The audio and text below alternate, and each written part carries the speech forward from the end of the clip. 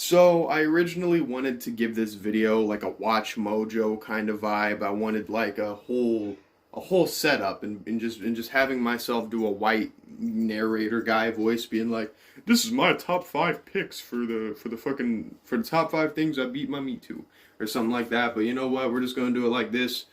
Um, Pretty much all of these are childhood classics, right? This is like when I first discovered what beating your meat was, and I went all out, man. I've whacked it to some really strange things. Nothing illegal, but very weird things, you know. And now this list is gonna go from like least weird to the most weird. Number five, Big Money Hustlers. Now, I don't know if you guys are familiar with Insane Clown Posse or even familiar with this movie. I assume you're not, but basically in like 2000, 2001, Insane Clown Posse made this movie called Big Money Hustlers, which is pretty much like their version of a 70s blaxploitation movie. I don't know if you guys, I don't know what points of reference I can really give you besides like Dolomite, you know, but it was a pretty bad movie. It was bad in quality. The plot wasn't that great. There's some things in the movie that don't make sense, but there's boobies in it. Big old fake melons, right? And there's a scene where they introduced one of these characters. This character doesn't mean shit at all to the movie. Doesn't play any kind of significant role at all. But she pulls up her shirt and she just wiggles those melons around a little bit.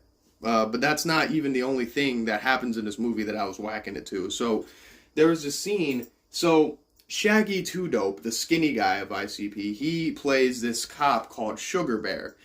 And pretty much he decided, like in this movie, he decides to go to the strip club.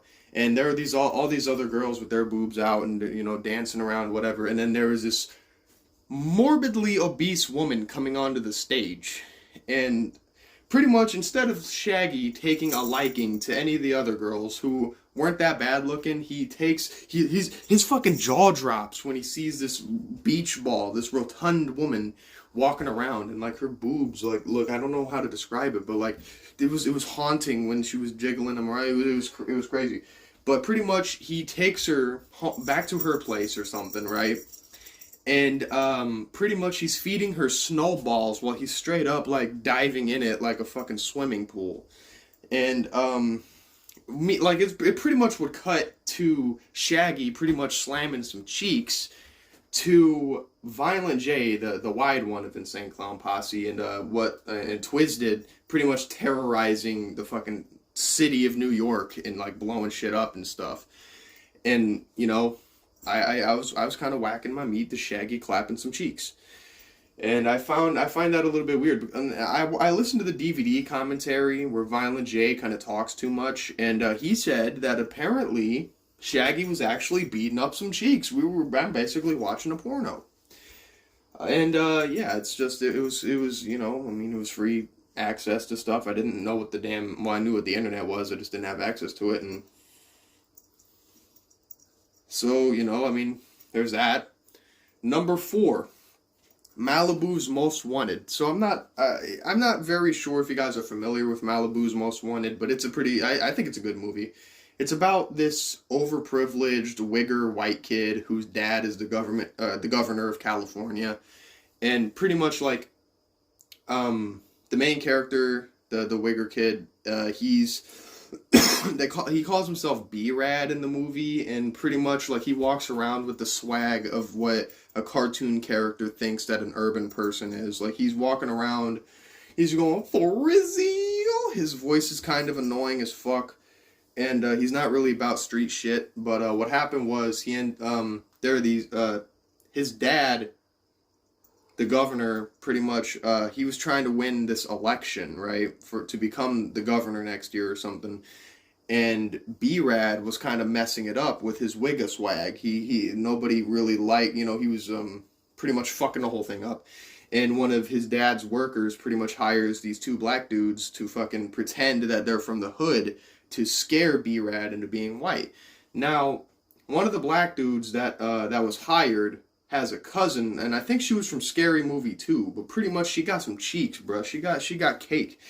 And you know, B-Rad and this girl end up falling in love and shit at the end of the movie. But pretty much what happens is that the two dudes that were hired, as well as B-Rad, get intertangled in some actual ghetto shit. And B-Rad actually becomes a fucking gang member of this gang called the I-9s. And so there's a scene where he was like, where B-Rad was questioning because he found out that the two dudes were hired by his dad basically, and he was like, oh shit, well if that's real, you know, that's not real, then this gun I'm holding fucking probably isn't real or some shit like that. But he ends up shooting himself in the foot. And I'm just gonna call this girl Brenda because she's Brenda from Scary Movie. But pretty much she was like, he was sitting down. He's like, ah, my foot! I shot my foot. And then he fucking sits down for a minute, and she's like trying to hold, like she's like hold still so I can take a look at your foot, boy. And then fucking like he was like grabbing her head pretty much, and like the way it looked, her ex-boyfriend walks in, and it looked like he was getting some hardcore schlop. And I had that shit on repeat, bro, because I was like, oh, hey, it looks like schlop. It must be just pretended schlop. And then and you know what I'm saying? And then I whacked off to that too. Ooh, fuck, man. I hope I explained the plot perfectly, like, in a way that makes sense. But, yeah. Number 3, GTA 4 hookers. Now, GTA 5 hookers, it's all, you know, that makes, you know, it's more acceptable, in my opinion, to beat your Me Too. In GTA 4, the hookers are straight up, I don't know how to describe, like, it's just weird. Because, like, in GTA 5, it's more realistic, but in GTA 4, they're... I don't know. Like you have to do it. You'll have to do this yourself to understand. But it's just usually the hookers are just like doing this, and they're like, "Oh yeah, oh my God, you're so big," and that's about it. That's about it for fucking number 3. Number 2, number 2. Oh my God. Number 2. There's this movie that Jim Carrey was in called Yes Man.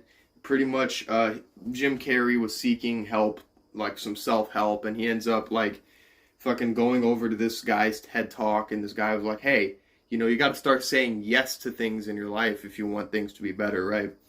And, you know, and Jim Carrey has this weird placebo from this thing, and pretty much, like, every time he said no to something, something bad would happen to him by pure coincidence. And there was this old woman, right? There's this old woman that pretty much had him, like, asked, hey, can you put these fucking shelves up on my wall? And Jim Carrey's like, yeah, you know, and so he does it. And next thing you know, when he's done, she tries to come on, she just tries to come on to him. She's straight up like, oh, hey, you know, I don't see you with a girl, you know, you would you like some schlop? And Jim Carrey was like, no, nope. And he tries to get the fuck out of there, but he ends up like, fucking, like, 3 bad things happen to him. Like, his fucking shirt gets stuck in the door, and he tries pulling it out. He pulls it out. He falls down a flight of stairs where a fucking rabid dog runs up to him. And he was like, uh-oh, well, looks like I'm gonna get schlop from the old lady. So he went upstairs, and this old lady straight up just lays him down, takes her dentures out, and straight up hits him with the vacuum seal combo. And, it was only like once or twice that I beat to this one, but I really don't know what I saw in that. I don't know, but I guess that's where my old lady sense of humor comes from in my music. Now, number 1 is terrible. Number 1 is fucking horrible to me. It's embarrassing for me to admit, but it's like, fuck it. A little bit of humility in your life doesn't fucking hurt, you know, you grow. Number 1 was Chicken Run. I'm not even joking. I beat my shit to Chicken Run one time. Once. And, Jesus Christ. There was this scene where the main chicken or whatever walks up to the fucking gate and then I replayed it, and I was just like, yeah, that's the sound you're gonna make when I'm dicking down your little chicken booty. And I don't know what the fuck I was thinking, dude. I was like 9. I really, Jesus Christ, man, it was terrible. I can't believe, it's like some of this stuff I'm like, yeah, you know, I can see that happening. I was a kid, but like this, I was just like, what the fuck was the reason for it? Why? I don't know, man. I don't know, but yeah, Big Money Hustlers, fucking Malibu's Most Wanted, GTA 4 hookers. I forgot everything on this list. Yes Man and Chicken Run. That's the top 5. If you guys have anything of your own, no, actually don't even bother leaving a comment. I'm done with this video.